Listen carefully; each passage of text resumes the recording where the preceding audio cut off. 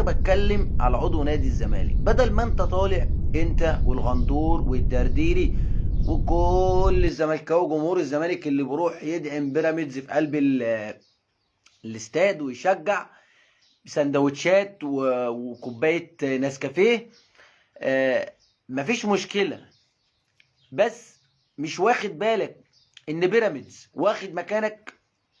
يعني انت النهارده فرحان بيه وعمال تشجع فيه تشجع فيه تشجع فيه، مكايده مفيش بعد كده. انت يعني انت دلوقتي مش شاغلنا، يعني مثلا اللي انت بتعمله ده كله مش في دماغنا خالص، بس انت مش واخد بالك ان بيراميدز بقى بياخد مكانك.